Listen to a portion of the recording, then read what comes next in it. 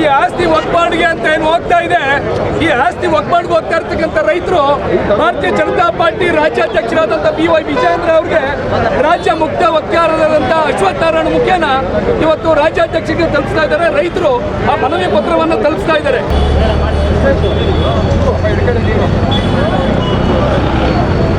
Memorandum ಕೊಡಬೇಕಾಗಿದೆ, memorandum ಕೊಡಬೇಕಾಗಿದೆ.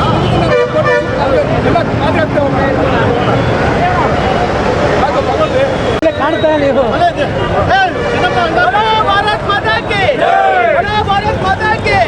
ವಿರೋಧಿ ಕಾಂಗ್ರೆಸ್ ಸರ್ಕಾರಕ್ಕೆ, ರೈತ ವಿರೋಧಿ ಕಾಂಗ್ರೆಸ್ ಸರ್ಕಾರಕ್ಕೆ ಕಾಲಂ ನಂಬರ್ 11 ಬದಲಾವಣೆ ಮಾಡಿ ವಕಾಫ್ ಅಂತ ಹೇಳಿ ತಾವು ಸೇರಿಸ್ತಾ ಇರ್ತಕ್ಕಂಥದ್ದು ಅಕ್ಷಮ್ಯ ಅಪರಾಧ. ಇವತ್ತು ನಾವು ಅಸಿಸ್ಟೆಂಟ್ ಕಮಿಷನರ್ಗೆ ರಾಮನಗರ ಜಿಲ್ಲಾ BJP ಘಟಕದ ವತಿಯಿಂದ ಮನವಿ ಪತ್ರ ಟ್ರಾನ್ಸ್ಫರ್ ಆಗಬೇಕಾದ್ರೆ ಏನು ನಿಯಮಗಳಿದೆ, ತಾನು ಡೆತ್ ಸರ್ಟಿಫಿಕೇಟ್ ಅನ್ನು ಕೊಡಬೇಕು, ವಂಶವೃಕ್ಷವನ್ನು ಕೊಡಬೇಕು.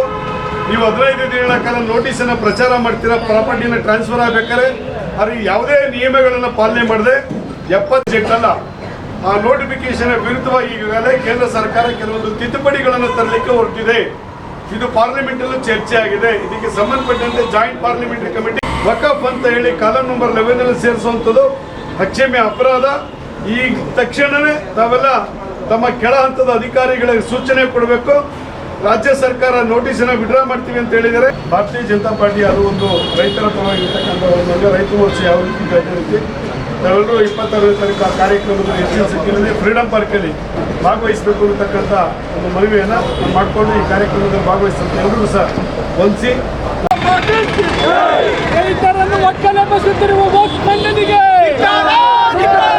ರೈತರನ್ನು ಒಕ್ಕಲೆಬ್ಬಿಸುತ್ತಿರುವ ವಕ್ಫ್ ಮಂಡಳಿಗೆ, ರೈತ ವಿರೋಧಿ ಕಾಂಗ್ರೆಸ್ ಸಿದ್ದರಾಮಯ್ಯ ಸರ್ಕಾರಕ್ಕೆ ರಾಜ್ಯಾದ್ಯಂತ ಒಂದು ಹೋರಾಟವನ್ನ ಮಾಡ್ತಾ ಇದ್ದೀವಿ. ಅದೇ ರೀತಿ ರಾಮನಗರದಲ್ಲೂ ಹೋರಾಟವನ್ನ ಜಿಲ್ಲಾ ವತಿಯಿಂದ ಹಮ್ಮಿಕೊಂಡಿದ್ದೀವಿ.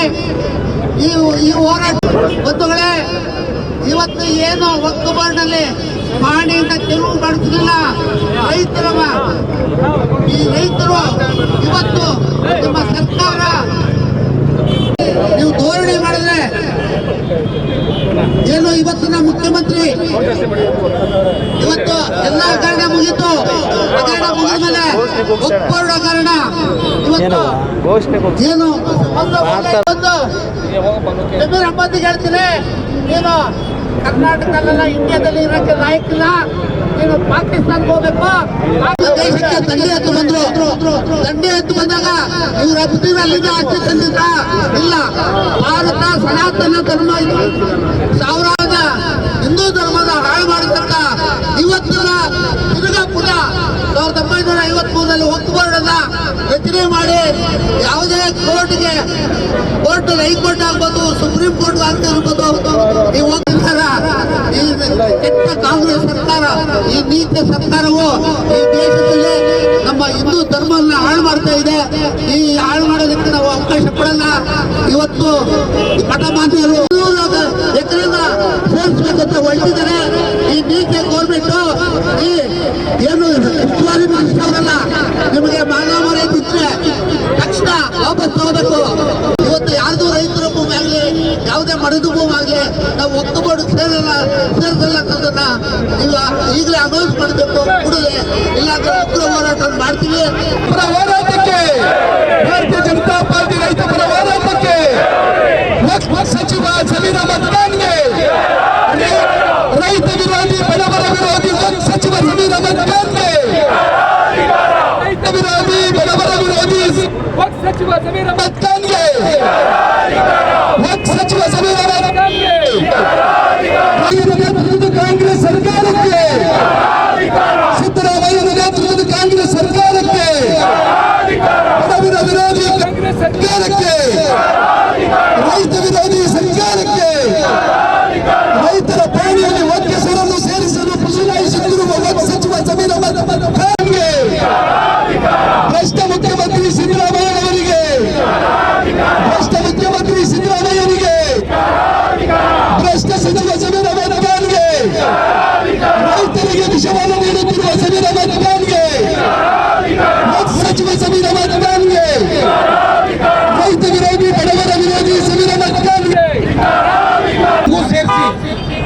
ವಕ್ಫ್ನ ಕರಾಳ ಕಾನೂನು ಏನಿದೆ ಅಂತ ನಮಗೆ ಗೊತ್ತಿರಲಿಲ್ಲ.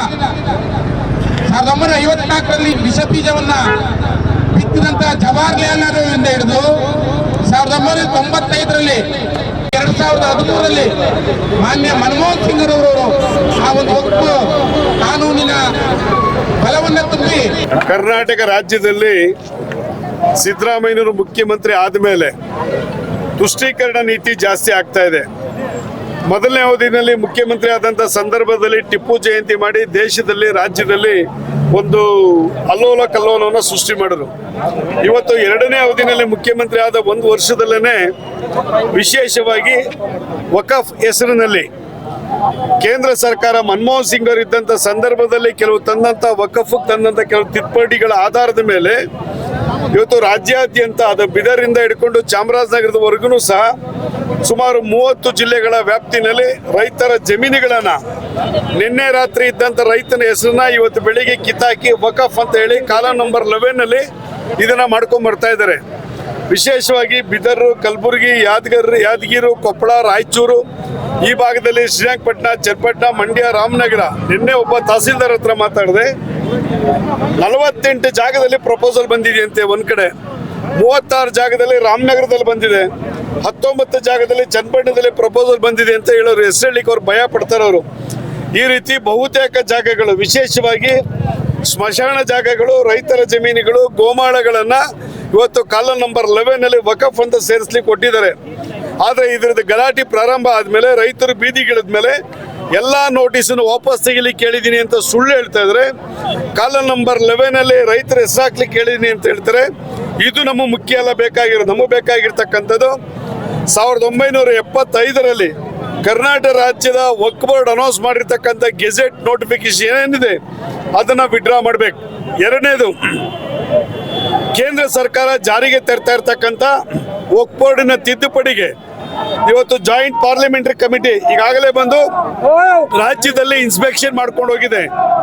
ಇಲ್ಲಿ ಆಗ್ತಾ ಇರ್ತಕ್ಕಂಥ ನ್ಯೂನ್ಯತೆಗಳ ಬಗ್ಗೆ, ಇದರ ವಿರುದ್ಧವಾಗಿ ಸಿದ್ದರಾಮಯ್ಯನವರು ಕೇಂದ್ರ ಸರ್ಕಾರ ತರ್ತಾ ಇರ್ತಕ್ಕಂಥ ವಕ್ಫ್ ಬೋರ್ಡಿನ ತಿದ್ದುಪಡಿಗೆ ಅವರು ಬೆಂಬಲವನ್ನು ವ್ಯಕ್ತಪಡಿಸಿ ರೈತರ ಪರವಾಗಿ ನಿಲ್ಲಬೇಕು ಅನ್ನತಕ್ಕಂಥದ್ದು ಭಾರತೀಯ ಜನತಾ ಪಾರ್ಟಿಯ ಒತ್ತಾಯ ಆಗಿದೆ. ಇವತ್ತು 21 ಮತ್ತು 22 ಇವತ್ತು ರಾಜ್ಯಾದ್ಯಂತ ಹೋರಾಟಗಳನ್ನು ಮಾಡಿದ್ವಿ. ರಾಜ್ಯದಲ್ಲಿ ವಿಶೇಷವಾಗಿ ರಾಮನಗರ ಜಿಲ್ಲೆಯಿಂದಲೂ ಏನಾದ್ರು ಇದ್ರ ಬಗ್ಗೆ ಕ್ರಮ ತೆಗೆದುಕೊಳ್ಳಿಲ್ಲ ಅಂತ ಹೇಳಿದ್ರೆ ನಮ್ಮ ಈ ಒಂದು ಹೋರಾಟವನ್ನು ನಾವು ತೀವ್ರವಾಗಿ ಮಾಡಬೇಕಾಗುತ್ತೆ. ಮತ್ತೆ ಸರ್ಕಾರಕ್ಕೆ ಎಚ್ಚರಿಕೆಯನ್ನು ಕೊಡ್ತಾ ಇದೀವಿ ಅನ್ನತಕ್ಕಂಥ ಒಂದು ಸಂದೇಶವನ್ನು ಇವತ್ತು ಕೊಡೋದ್ರ ಮುಖೇನ ರಾಮನಗರದಲ್ಲಿ ಎಲ್ಲ ರೈತರು, ವಿವಿಧ ಪರ ಸಂಘಟನೆಗಳು, ವಿಶೇಷವಾಗಿ ಅಡ್ವೊಕೇಟ್ ಅಸೋಸಿಯೇಷನ್, ಮಠಾಧಿಪತಿಗಳು ಸಹ ನಮ್ಮ ಬೆಂಬಲಕ್ಕೆ ವ್ಯಕ್ತಪಡಿಸಿದ್ದಾರೆ. ಮುಂದಿನ ದಿನಗಳಲ್ಲೂ ಸಹ ಈ ಒಂದು ಹೋರಾಟವನ್ನು ತೀವ್ರವಾಗಿ ಮಾಡ್ತೀವಿ ಮತ್ತು 75ರಲ್ಲಿ ತಂದಿರತಕ್ಕಂಥ ತಿದ್ದುಪಡಿಯ ವಿರುದ್ಧವಾಗಿ ಸಿದ್ದರಾಮಯ್ಯನವರು ಕೇಂದ್ರ ಸರ್ಕಾರ ತರ್ತಾ ಇರ್ತಕ್ಕಂಥ ತಿದ್ದುಪಡಿಗೆ ಬೆಂಬಲ ಕೊಡಿಸಬೇಕು ಅನ್ನತಕ್ಕಂಥದ್ರ ಒತ್ತಾಯವನ್ನು ನಾವು ಈ ಸಂದರ್ಭದಲ್ಲಿ ಹೇಳಿಕ್ಕೆ ಇಚ್ಛೆ ಪಡ್ತೀವಿ. ಸರ್, ಈಗ ಒಂದು ತಂಡ ರಚನೆ ಮಾಡಿದ್ರಿ, ಯಾವಾಗ ತಂಡ ರಾಮನಗರಕ್ಕೆ ಬರುತ್ತೆ ಅಂತ ಹೇಳಿ? ಅಲ್ಲ, ಈಗ ಆಲ್ರೆಡಿ ಜಿಲ್ಲೆಯಲ್ಲಿ 5 ಜನದ ಒಂದು ತಂಡ ಮಾಡಿದೀವಿ. ಇವತ್ತು ಆ ತಂಡ ಆಕ್ಟಿವೇಟ್ ಆಗಿ ಮಾಹಿತಿಗಳನ್ನು ಸಂಗ್ರಹ ಮಾಡಿ ಎಲ್ಲೆಲ್ಲಿ ರೈತರ ಜಮೀನನ್ನು ಕಬ್ಜಾ ಮಾಡಿಕೊಂಡಿದ್ದಾರೆ, ಮಠಮಾನ್ಯಗಳ ಜಮೀನು, ಸ್ಮಶಾನ ಜಾಗಗಳನ್ನು ವಕಫ್ ಹೆಸರಿಗೆ ಕಾಲಂ ನಂಬರ್ 11ನಲ್ಲಿ ಸೇರಿಸಿದ್ರೆ ಅದರದ್ದೆಲ್ಲವೂ ಮಾಹಿತಿಗಳನ್ನು ನಾವು ತೆಗೆದುಕೊಂಡು ಇಲ್ಲಿಗೆ ಡಿ.ವಿ. ಸದಾನಂದ ಗೌಡರು ಮತ್ತು ಚಲವಾದಿ ನಾರಾಯಣಸ್ವಾಮಿ ನೇತೃತ್ವದಲ್ಲಿ ಒಂದು ತಂಡ 4 ಅಥವಾ 5ನೇ ತಾರೀಕು ರ್ಯಾಲಿ ಪ್ರಾರಂಭ ಆಗ್ತದೆ. ಅಲ್ಲಿ ಎಲ್ಲ ಮನವಿ ಪತ್ರಗಳನ್ನು ಕೊಟ್ಟು 9ನೇ ತಾರೀಕು ನಡೆಯುವಂಥ ಬೆಳಗಾಂ ಅಧಿವೇಶನದಲ್ಲಿ ಇದ್ರ ಮೇಲೆ ಬಲವಾದ ಒತ್ತಡವನ್ನು ಹಾಕಿ ಕಾಲಂ ನಂಬರ್ 11ನಲ್ಲಿ ಏನು ವಕಫ್ ಅಂತ ಹೆಸರು ಅದನ್ನು ವಾಪಸ್ ತೆಗೆಸೋದ್ರ ಮುಖೇನ ನಮ್ಮ ಹೋರಾಟವನ್ನು ಪ್ರಾರಂಭ ಮಾಡ್ತೀವಿ.